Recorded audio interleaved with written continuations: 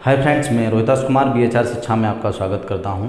आज हम पढ़ेंगे भूगोल की प्रारंभिक क्लास, जिस क्लास के द्वारा हम पढ़ेंगे देशांतर रेखाएं, अक्षांश रेखाएं और मैप से संबंधित जानकारी। क्योंकि भूगोल पढ़ने के लिए मैप की जानकारी अति आवश्यक होती है। यदि मैप की जानकारी नहीं है, रेखाओं की जानकारी नहीं है, तो भूगोल समझ में नहीं आता है। तो इस भूगोल की क्लास को समझने के लिए या भूगोल के आने वाले टॉपिक्स को समझने के लिए हमें इस टॉपिक को समझना अति ज़रूरी होता है और अति आवश्यक बन जाता है। इस प्रकार से रेखाएं किस प्रकार से मैप पर प्लॉट होती हैं, देशांतर रेखाएं क्या होती हैं, अक्षांश रेखाएं क्या होती हैं, कौन से जोन क्या हैं और किस प्रकार से टाइम निकालते हैं, इससे संबंधित जानकारी, मौसम की जानकारी। जब तक मौसम के बारे में पढ़ेंगे या पहाड़ों के बारे में पढ़ेंगे या टाइम से संबंधित पढ़ेंगे तो ये वीडियो बहुत महत्वपूर्ण हो जाता है, और यदि ये नहीं पढ़ेंगे तो आगे का समझ में नहीं आएगा। तो आइए सबसे पहले पढ़ते हैं दिशाओं के बारे में कि दिशाएं क्या होती हैं, जो एक बेसिक जानकारी है। तो आइए दिशाओं के बारे में पढ़ते हैं। भूगोल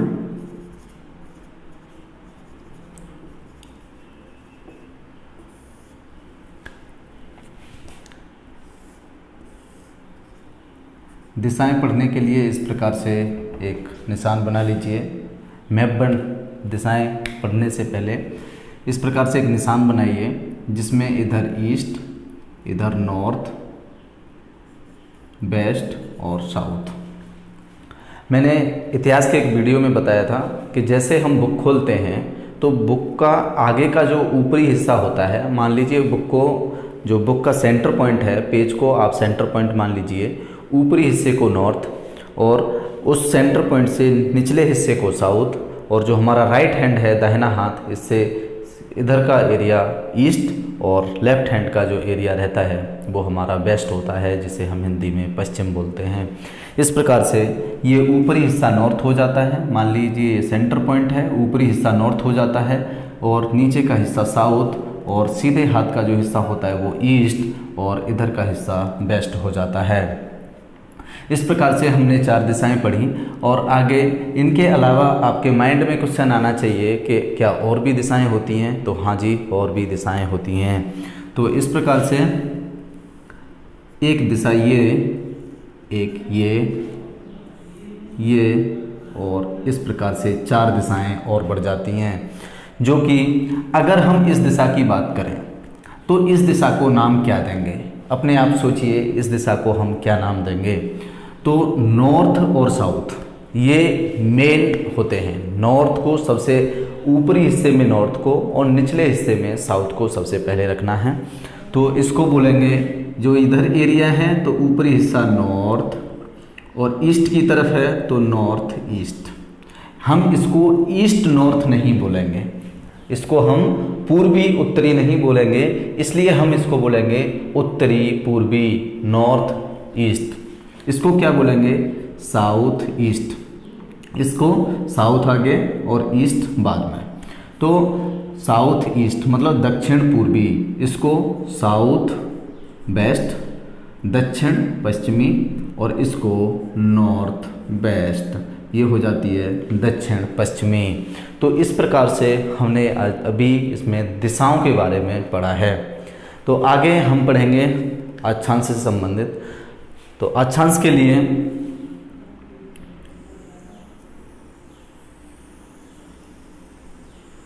मान लीजिए ये पृथ्वी है, और पृथ्वी क्या है? एक अंडा समझ लीजिए या फिर बॉल समझ लीजिए। अपने माइंड में रखिए, पृथ्वी एक बॉल की तरह है और या अंडे की तरह है। तो इस प्रकार से ये मैंने एक गोला बनाया है, ठोस गोला, इसको ठोस समझिए, ठोस गोला है। आगे इस गोले को मैंने 2 भागों में डिवाइड कर दिया, इस गोले को 2 भागों में डिवाइड किया। ये पृथ्वी है, इसको 2 भागों में डिवाइड किया। ये जो लाइन मैंने खींची है, मान लीजिए आप अंडा ले लीजिए, आप बॉल ले लीजिए, उसके बाहर से उसके चारों तरफ एक लाइन खींचिए इस प्रकार से, बिल्कुल बीचों बीच से। तो एक रेखा जो बनेगी, एक वृत्त बन जाता है। वो वृत्त वही यह रेखा है और इसको हम 0 डिग्री दे देते हैं, 0 डिग्री दे देते हैं। तो ये जो रेखा है पृथ्वी को 2 भागों में डिवाइड कर देती है। तो यहाँ सोच लिए ये रेखा, ये वाला पॉइंट है, ये वाला पॉइंट यहाँ पर है, तो ऊपर का हिस्सा क्या कहलाएगा? उत्तरी, और नीचे का हिस्सा क्या कहलाएगा? दक्षिणी। अब ये एक गोला है, जब ये गोला है तो गोला, उत्तरी गोला, और गोला तो ये पूरा है नहीं क्योंकि पूरे गोले को गोला बोलेंगे, आधा हिस्सा है, तो इसलिए इसको बोल देते हैं उत्तरी गोलार्ध, और दक्षिण वाले को बोल देते हैं इसी प्रकार दक्षिणी गोलार्ध। तो पृथ्वी 2 हिस्सों में बटी, एक लाइन ने 2 हिस्सों में बांटी, इसको बोला हमने उत्तरी गोलार्ध और इसको बोला दक्षिणी गोलार्ध। इसको बोल देते हैं इंग्लिश में नॉर्दर्न हेमीस्फीयर और इसको बोल देते हैं साउदर्न हेमीस्फीयर। ये हो गया उत्तरी गोलार्ध, दक्षिणी गोलार्ध। तो ये रेखा का नाम क्या रहेगा? इस रेखा को बोलते हैं भूमध्य रेखा, भूमध्य रेखा। अब इसको हमने भूमध्य रेखा ही क्यों बोला? क्योंकि पृथ्वी को इसने 2 भागों में डिवाइड कर दिया, इसलिए हमने इसका नाम रख दिया भूमध्य रेखा। और बराबर भागों में बांटा है, इसलिए आपने इंग्लिश में पढ़ा होगा इक्वल, तो ये हो गया इक्वेटर, इसको इक्वेटर बोल दिया। भूमध्य पृथ्वी को 2 बराबर भागों में बांट दिया इसको, इसलिए इसको क्या बोल दिया? इक्वेटर। इसको एक परिभाषा सीख लेते हैं, क्योंकि आप लोगों को मन में आता होगा कि परिभाषा तो नहीं बता रहे हैं सर और इस तरीके से बताते जा रहे हैं, तो परिभाषा अपने आप बनाइए। क्या है? पृथ्वी पर वह क्षैतिज रेखा, क्षैतिज मीन्स पैरेलल लाइन, पैरेलल मतलब किसके? पृथ्वी के। तो पैरेलल लाइन या तो वेस्ट टू ईस्ट और ईस्ट टू वेस्ट, या तो पश्चिम से पूर्व की ओर या पूर्व से पश्चिम की ओर, वह क्षैतिज रेखा जो पृथ्वी को 2 बराबर भागों में बांटती है उसे हम क्षैतिज भूमध्य रेखा कहते हैं। तो परिभाषा भी आपकी बन गई। तो इसी प्रकार माइंड में रहेगा तो आप परिभाषा बना सकेंगे। तो ये एक पैरेलल लाइन है जो पृथ्वी को 2 बराबर भागों में बांट देती है, जिसे हम इक्वेटर कहते हैं। और इसका एंगल क्या होता है? 0 अक्षांश या 0 डिग्री। आगे उत्तरी गोलार्ध में हम 23.5 डिग्री पर एक और लाइन खींच देते हैं, क्षैतिज रेखा, इसी के समानांतर पैरेलल लाइन। इसको हम बोलते हैं कर्क रेखा, इसको नाम हमने दे दिया कर्क रेखा। और इधर हमने 23.5 डिग्री पर दक्षिणी गोलार्ध में भी लाइन खींच दी, इसको नाम दे दिया हमने मकर रेखा, इसका नाम हमने मकर रेखा दे दिया।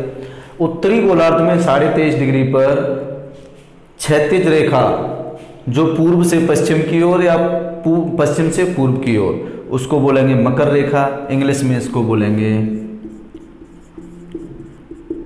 Tropic of cancer. कर्क रेखा को ट्रॉपिक ऑफ कैंसर बोलते हैं इंग्लिश में, और इसको बोलेंगे ट्रॉपिक ऑफ कैप्रिकॉर्न। ये जो ट्रॉपिक ऑफ कैप्रिकॉर्न बन गई मकर रेखा। इस प्रकार से आगे एक और 66 डिग्री, 66.5 डिग्री पर एक और उत्तरी गोलार्ध में, और 66.5 डिग्री पर एक और दक्षिणी गोलार्ध में रेखा खींच दी। तो ऊपरी रेखा को क्या बोलेंगे? दक्षिणी गोलार्ध वाली रेखा को क्या बोलेंगे? इसको बोलेंगे आर्कटिक रेखा, या इंग्लिश में आर्कटिक सर्कल भी बोलते हैं इसको। सर्कल मीन्स रेखा वो वृत्त ही बन जाता है। और इसको बोलेंगे अंटार्कटिक, अंटार्कटिक सर्कल, या फिर अंटार्कटिक रेखा, इसको अंटार्कटिक रेखा भी बोल सकते हैं और इसको आर्कटिक सर्कल या आर्कटिक रेखा, जो 66.5 डिग्री पर उत्तरी गोलार्ध में और ये दक्षिणी गोलार्ध में। इस प्रकार से हमने इन रेखाओं के बारे में जानकारी हासिल की थोड़ी सी। अब ये जो रेखाएं होती हैं, इन सारी रेखाओं को बोलते क्या हैं? इस प्रकार से मैं इस सारे में हर एक एंगल पर, मान लो 23.5 तक भी एक रेखा एक एंगल पर, दूसरी दूसरे पर खींचता चला जाऊं, ये सारी अक्षांश रेखाएं कहलाती हैं। इनको इंग्लिश में लैटीट्यूड कहते हैं, लैटीट्यूड ये कहलाती हैं हिंदी में अक्षांश रेखाएं, जिनको हम हिंदी में अक्षांश रेखाएं बोलते हैं। पृथ्वी पर पैरेलल रेखाएं, मतलब भूमध्य रेखा के जो पैरेलल रेखाएं रहती हैं वो अक्षांश रेखाएं कहलाती हैं। जो रेखाएं कहाँ से? पश्चिम से पूर्व की ओर या पूर्व से पश्चिम की ओर। इस प्रकार से जितनी पर रेखाएं पृथ्वी पर खींचेंगी वो अक्षांश रेखाएं कहलाएंगी। तो ये सारी क्या हैं? अक्षांश रेखाएं हैं। अब बात करें, हमने जो पृथ्वी पर अक्षांश रेखाओं के बारे में तो पढ़ रहे हैं, लास्ट में यहाँ पर एक कोना भी आएगा। ये क्या है? ये क्या है? तो ये है उत्तरी ध्रुव। इसको हम क्या बोलते हैं? उत्तरी ध्रुव। और इसको क्या बोलते हैं? दक्षिणी ध्रुव। ये जो दोनों टॉप पॉइंट हैं, मान लो आपके पास एक अंडा है और अंडे के दोनों टॉप पॉइंट्स हैं, इनको हम उत्तरी ध्रुव और इसको दक्षिणी ध्रुव, इसको बोलेंगे साउथ पोल और इसको बोल देते हैं नॉर्थ पोल। इस प्रकार से ये नॉर्थ पोल हो गया, ये साउथ पोल हो गया। थोड़ी सी जानकारी, ये नॉर्थ पोल, ये साउथ पोल। आगे हम बात करें रेखाओं के बारे में, इनकी संख्या कितनी हो सकती है? ये रेखाएं जो अक्षांश रेखाएं हैं जो हम पृथ्वी पर खींच रहे हैं इस प्रकार से, इनका महत्व क्या है? इनकी संख्या कितनी है? हम इनको खींच क्यों रहे हैं? क्योंकि मौसम की जानकारी में इनका बहुत बड़ा योगदान है। मौसम से संबंधित, जलवायु से संबंधित जो भी जानकारी हम पढ़ेंगे वो अक्षांश रेखाओं के ऊपर ही डिपेंड होता है। तो इस प्रकार से इनकी जो संख्या होती है वो किस प्रकार से होती है अभी बताते हैं। मान लीजिए कि आपने इस प्रकार से एक ये कोण बनाया, ये कितना एंगल का है? मान लो यहाँ से यदि मैं एंगल की बात करूँ तो ये 90 डिग्री का एंगल बनता है। तो इस प्रकार से यहाँ भी एक 90 डिग्री का एंगल बन जाएगा। तो यहाँ से और यहाँ तक जो रेखाओं की संख्या होगी 1 2 3 4 dot dot dot dot dot 90। तो इस प्रकार रेखा यहाँ से मैंने यहाँ तक खींची, इस प्रकार से लगातार खींचता चला जाऊँगा ऐसे, तो इनकी संख्या कितनी हो जाएगी रेखाओं की? इन रेखाओं की संख्या हो जाती है 90। यहाँ से इन रेखाओं की संख्या उत्तरी पोल तक 90। इसी प्रकार से यहाँ से और दक्षिणी पोल तक इनकी संख्या हो जाती है 90। तो अक्षांश रेखाओं की संख्या 90 प्लस 90 बराबर 180 प्लस, अब इसमें जो जीरो वाली संख्या रेखा थी, जो भूमध्य रेखा थी, हमने उसको तो जोड़ा नहीं है क्योंकि हमने तो 1 से काउंट किया है। तो जीरो वाली भी एक रेखा जुड़ती है। तो इस प्रकार से भूमध्य रेखा मिला करके इनकी संख्या 181 हो जाती है। तो अक्षांश रेखाओं की कुल संख्या 181 होती है। अब बात करें कि एक अक्षांश से दूसरे अक्षांश के बीच की दूरी कितनी होती होगी। तो दूरी के बारे में पढ़ें तो दूरी होती है इनकी, जैसे ये एक अक्षांश है 0 पर और 1, तो दो अक्षांशों के बीच की दूरी कितनी होगी? 111 किलोमीटर। तो अक्षांश की जो दूरी होती है एक अक्षांश से दूसरे अक्षांश की, वो 111 किलोमीटर की दूरी होती है।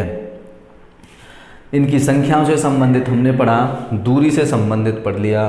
और रेखाओं के बारे में जानकारी हासिल की और अक्षांश रेखाओं की आप परिभाषा बना पाएंगे, या फिर जिस किसी से भी संबंधित कोई परिभाषा पूछेगा तो मैं ये समझता हूँ कि आप इनसे सारी परिभाषाएं बना करके बता सकते हैं।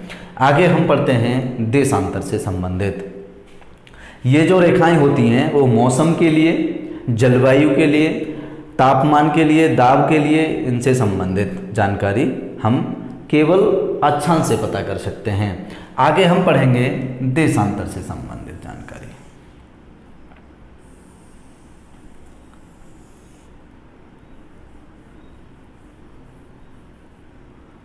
मान लीजिए ये एक पृथ्वी है, ये पृथ्वी है। इस पृथ्वी को हमने उसमें पढ़ लिया, अब हम थोड़ा उसी हिसाब से बात करेंगे पोल से संबंधित इससे। तो ये मान लो ये क्या है, नॉर्थ पोल और ये हो गया साउथ पोल। ये नॉर्थ पोल और ये हो गया साउथ पोल। आगे की हम जानकारी देशांतर से संबंधित। अब क्या है, इनको हम लैटिट्यूड बोलते थे, अब लॉन्गिट्यूड। अब नॉर्थ पोल से साउथ पोल की तरफ हमने लाइन खींची, नॉर्थ पोल से साउथ पोल की तरफ हमने लाइन खींची, जिसमें क्या किया, इनको बोलते हैं देशांतर। इसको हिंदी में बोलेंगे देशांतर और इंग्लिश में बोलेंगे मेरिडियंस। इनको देशांतर बोलते हैं हिंदी में, और मेरिडियंस। जो भी रेखाएं हैं उत्तरी ध्रुव से दक्षिणी ध्रुव की ओर खींची जाती हैं, उन रेखाओं को हम देशांतर रेखाएं कहते हैं। तो देशांतर रेखाएं किस प्रकार से होंगी, इस प्रकार से देशांतर रेखाएं होंगी पृथ्वी पर।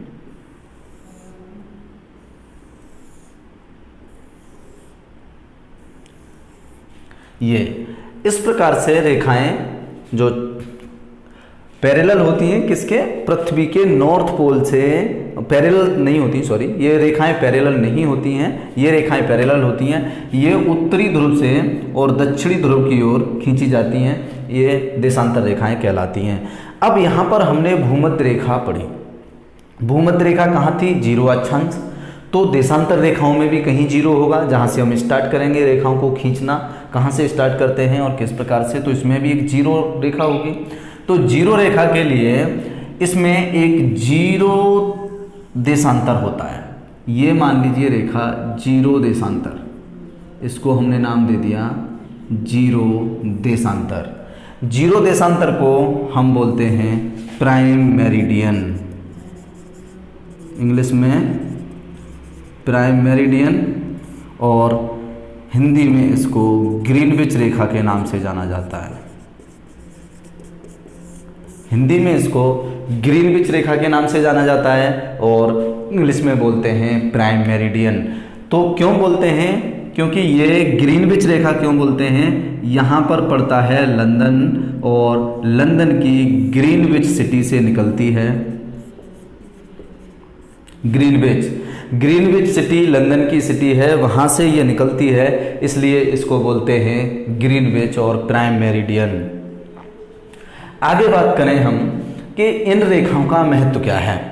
ये रेखाएं स्पेशल टाइम और समय और तारीख, डेट से संबंधित होती हैं। किस प्रकार से डेट निकालते हैं, किस प्रकार से समय निकालते हैं, तो उसमें देशांतर रेखाओं का उपयोग होता है। आगे बात करें, मान लीजिए अब आपके समझ में आ रहा होगा ये रेखा कौन सी है, भूमध्य रेखा, 0 अक्षांश और 0 देशांतर ग्रीनविच रेखा, जो लंदन की ग्रीनविच सिटी से गुजरी है। आगे अब यहाँ पर हमने जो पढ़ा था वो पढ़ा था कि भूमध्य रेखा से ऊपर का पार्ट होता है उत्तरी और नीचे का पार्ट होता है दक्षिणी। तो यहाँ से देखिए ऊपर का पार्ट उत्तरी, नीचे का पार्ट दक्षिणी। अब यदि मैं इस रेखा को 0 मान लेता हूँ तो इधर का पार्ट पश्चिमी और इधर का पार्ट पूर्वी। इसी प्रकार से ग्रीनविच के इधर का जो पार्ट होता है वो हो जाता है पूर्वी और इधर का जो पार्ट होता है वो कहलाता है पश्चिमी। तो ग्रीनविच के लेफ्ट की तरफ जाएंगे तो पश्चिमी और राइट की तरफ जाएंगे तो पूर्वी। तो इस प्रकार से हम अपने भारत की जो अभी प्रेजेंट में लोकेशन है उसको देखें तो वो कहाँ होगी। भारत कहाँ पर है? एशिया महाद्वीप में है। एशिया महाद्वीप के दक्षिण में है। जब एशिया महाद्वीप के दक्षिण में है और कहाँ पर है? उत्तरी गोलार्ध में है। तो उत्तरी गोलार्ध में हमारा भारत पड़ता है यहाँ पर। तो हमारे भारत की ये यहाँ लोकेशन है। भारत मान लीजिए ये है। तो हम किस प्रकार से बताएंगे कि हमारे भारत का जो टाइम है वो किस प्रकार से माना जाता है। यहाँ से एक रेखा गुजरती है 82.5 डिग्री से, 82 सही 1/2 देशांतर, 82 सही 1/2 देशांतर जो इलाहाबाद के नैनी से गुजरती है वो भारत का मानक स्टैंडर्ड टाइम माना जाता है, या स्टैंडर्ड जो रेखा होती है वो है भारत की जो नैनी से गुजरी है 82.5 डिग्री से। और ये 82.5 की बात करें तो टाइम कितना हो जाता है? 5.5 घंटे। 5.5 घंटे ग्रीनविच रेखा से 5.5 घंटे भारत का टाइम आगे रहता है। प्लस में आता है, पूर्व की ओर का जो टाइम रहता है वो प्लस में और पश्चिम की ओर वाला माइनस में। जब हम टाइम पढ़ेंगे तब काफ़ी डिटेल से पढ़ेंगे, डेट निकालना, टाइम निकालना, किस प्रकार से टाइम परिवर्तन होता है तब बताएंगे। लेकिन भारत की लोकेशन होगी ये। तो अभी हम इन रेखाओं के हिसाब से बात करें तो हमारे भारत को क्या बोलेंगे, किस प्रकार से बोलेंगे, भूगोल के बारे में एक लोकेशन ट्रैक करके देखते हैं। मान लीजिए हमारा भारत यहाँ पर है, तो किस प्रकार से भारत कैसे पता चलेगा लोकेशन उसकी? तो उत्तरी गोलार्ध में, उत्तरी गोलार्ध में है नंबर 1। तो क्योंकि मान लीजिए भूमध्य रेखा से ऊपर है, ये भूमध्य रेखा है तो भारत उत्तरी गोलार्ध में हो गया। और पूर्वी देशांतर है ना, पूर्वी देशांतर। तो इसके हिसाब से भारत की लोकेशन देशांतर के हिसाब से देखें तो क्या होगी? 82.5 उत्तरी पूर्वी, उत्तरी पूर्वी देशांतर। क्योंकि उत्तरी क्यों लगाया है? क्योंकि 82.5 डिग्री उत्तरी दक्षिण में भी हो सकता है, दक्षिणी गोलार्ध में, इसलिए 82.5 डिग्री कहाँ पर? उत्तरी पूर्वी, उत्तरी गोलार्ध में और पूर्व की ओर, क्योंकि इधर से पश्चिम की ओर भी हो सकता है। तो इस प्रकार से भारत की लोकेशन को हमने ट्रैक कर लिया कि भारत यहाँ पर है। तो इस प्रकार से ये रेखाएं काम में आती हैं लोकेशन ट्रैकिंग में। आगे हम पढ़ेंगे देशांतर रेखाओं की संख्या कितनी होती है। देशांतर रेखाओं की संख्या, मान लीजिए हमने 181 अक्षांश पढ़े थे, तो एक अंडा ले लीजिए, अंडे पर ऊपर से इस प्रकार से लाइन खींचिए, इस प्रकार से लाइन खींचते रहिए तो संख्या हो जाती है टोटल 360। तो देशांतर रेखाओं की संख्या 360 होती है।